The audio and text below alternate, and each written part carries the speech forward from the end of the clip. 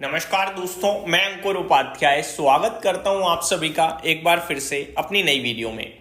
कमाल की तेजी देखने को मिल रही है भाई साहब भारतीय बाजार में एक बार फिर से। निफ्टी 24,700 के ऊपर ट्रेड कर रहा है, बट मजा निफ्टी में थोड़ी है, मजा है ब्रॉडर मार्केट में। मिड कैप इंडेक्स 0.6% ऊपर है, स्मॉल कैप इंडेक्स 0.9% ऊपर है। यहां हो रहा है पूरा का पूरा एक्शन। स्टॉक स्पेसिफिक भरपूर तेजी देखने को मिल रही है, पोर्टफोलियो शाइन कर रही होगी आपकी। लास्ट 2 डेज में निफ्टी ने जो एक्शन दिया है, जो बाउंस बैक पुल बैक दिया है, वो बाउंस बैक नहीं है, वो तेजी है भाई साहब। बाउंस बैक क्या होता है कि आप ऊपर से 10 रुपए गिरे 3 रुपए बढ़ गए, वो बाउंस बैक है। लेकिन 10 रुपए गिरकर अगर आप 8 रुपए या 9 रुपए या 7 रुपए बढ़ गए, वो बाउंस बैक थोड़ी है, वो तो नीचे से तेजी है ना। बाउंस बैक तो मेरी नजरों में कहना ऐसे गलत है, मैं तो प्रॉपर तेजी कहूंगा भाई साहब। लेकिन कुछ लोगों के इतने शेयर्स ऐसे हैं कि गिरते समय तो 10% गिरते हैं, बढ़ते समय 2%, तो वो तो यही कहते हैं भाई 10 रुपए का लॉस हो 2 रुपए का फायदा हो जाए तो ये कोई तेजी थोड़ी है। भाई साहब शेयर्स अगर देखोगे ना आप, तो वापस उसी भाव पे आ गए जहां से गिरे थे।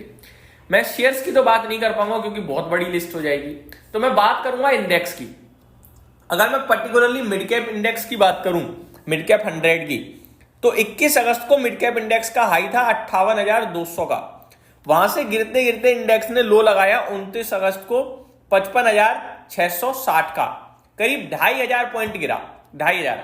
अभी करंटली 57,200 पे ट्रेड कर रहा है। अब ऊपर से कितना रह गया, 800 पॉइंट नीचे रह गया है, 1,700 पॉइंट रिकवर कर गया। अब मेरे को बताओ, इसे हम गिरावट थोड़ी कहेंगे, बाउंस बैक थोड़ी कहेंगे यार, ये तो प्रॉपर बाउंस बैक, थोड़ी तेजी है वापस से।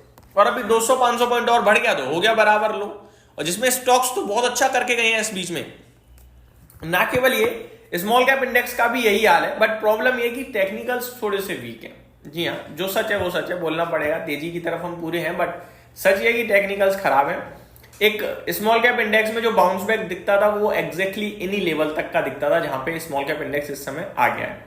मैं आपको बताना चाहूंगा, डेली कैंडल पे 20 EMA, जिसको मैं कभी बार फॉलो कर लेता हूं, वो 17,750 पे है, और इस समय जो स्मॉल कैप इंडेक्स है वो 17,650 है। यानी यहां से 100 पॉइंट और ऊपर आने पे रेजिस्टेंस फेस हो जाएगा, और फिर वहां से गिरने के चांसेस भी बनेंगे। मिड कैप इंडेक्स का भी मैं अगर आपके साथ लेवल शेयर करूं, तो यहां पे थोड़ा स्ट्रेंथ ज्यादा है। ये 20 EMA के ऊपर निकला है जस्ट अभी। अगर आज क्लोजिंग हो गई तो फिर ये शायद थोड़ा पॉजिटिव दिखा दे मोमेंटम, यहां से ना गिरे तो ज्यादा अच्छा रहेगा। निफ्टी में आज एक्सपायरी है, 24,700 के ऊपर ट्रेड कर रहा है, अच्छी बात है। 24,700 के ऊपर ही मैं चाहता हूं क्लोजिंग मिल जाए आज, उसके बाद 24,800 850 हमारे लिए विजिबल होगा कल या परसों के अंदर। लेकिन अगर 24,700 के नीचे चले गए हमें एट द एंड, तो फिर वो मजा नहीं आएगा, तो फिर वो वीकनेस दिख जाएगी। दोबारा 24,500 550 की तरफ हम जा सकते हैं। ये हो गया निफ्टी और इंडेक्सेस पे आपके साथ व्यू। अब आ जाता हूं थोड़ा सा अपडेट्स पे। तो 2 बड़ी खबरें हैं, एक तो ट्रम्प साहब की और एक शुगर इंडस्ट्री के लिए। प्रेसिडेंट ट्रंप ने कल जो ट्वीट किया, इनफैक्ट ट्वीट नहीं, ट्रुथ सोशल पे जो पोस्ट डाली, उस पोस्ट में उन्होंने भारत से कहा कि भारत बहुत देर कर चुका है, अभी सारे टैरिफ हटाने को तैयार है, ट्रेड डील करना चाहता है, लेकिन अभी बहुत देर हो गई है।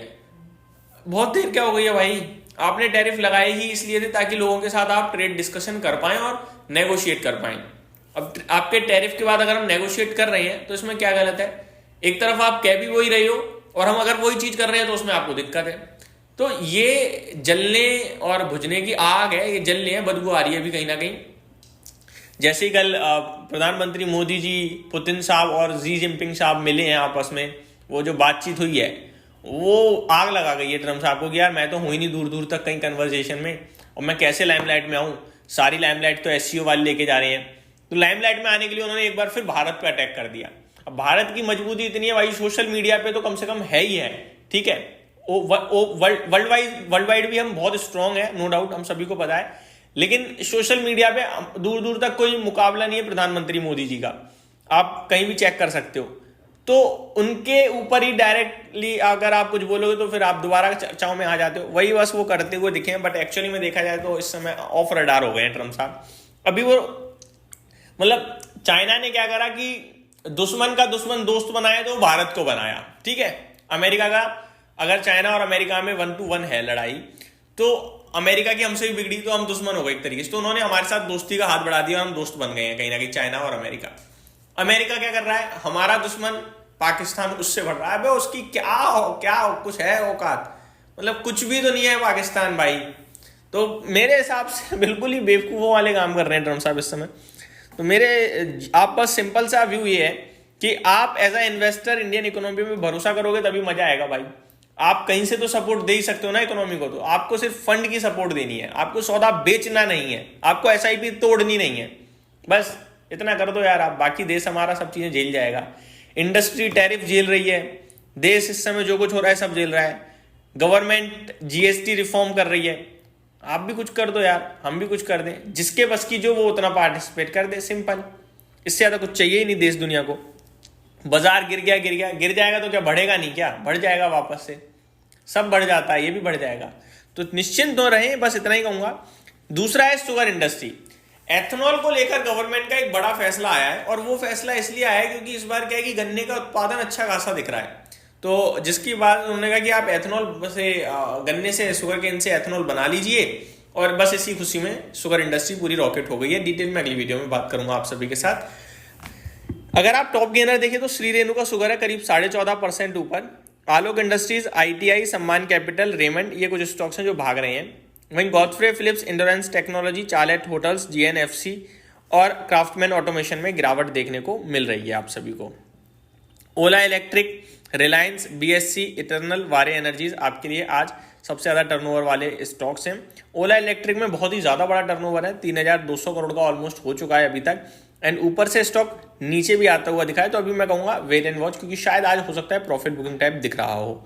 यही समाप्त करता हूं दोस्तों इस वीडियो को। एफआईडीआई का डेटा भी पॉजिटिव था। अमेरिका का बाजार 3 दिन की लंबी छुट्टी के बाद आज शाम को खुलता हुआ दिखेगा। Thank you so much for watching this video. Have a great day guys.